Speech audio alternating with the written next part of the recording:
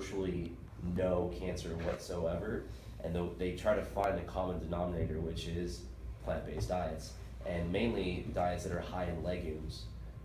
So they all eat some source of beans, is what it is, and yeah, it's virtually there is no trace of cancer in these small communities, but it's not just one, it's just multiple places around the world that And the literally common denominator. have no issues.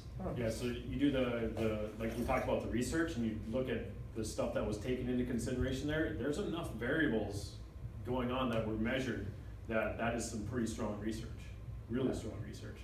Yeah.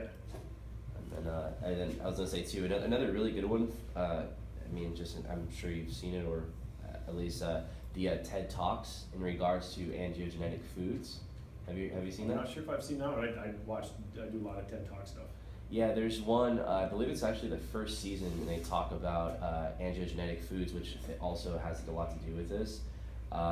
So angiogenetic foods actually shrink cancer cells, and that's what actually. I'm really into like a lot of research with that stuff.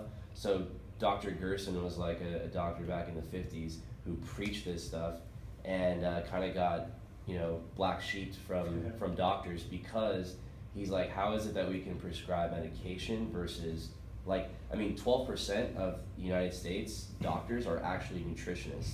They're all able to prescribe medication, but they can't talk to you about nutrition. And so the thing that's really interesting is that What do you mean they can't?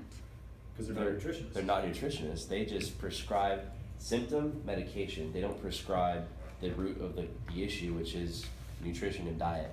So what they talk about is that angiogenetic foods, what they're doing at I think it's actually at UCLA, the Cancer Research Center.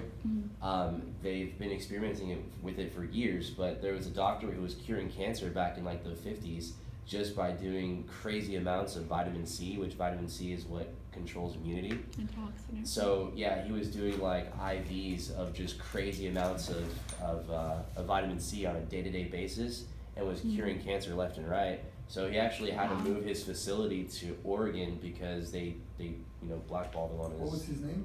Dr. Gerson. So there's the Gerson Therapy Center in I believe it's in Oregon or something like that.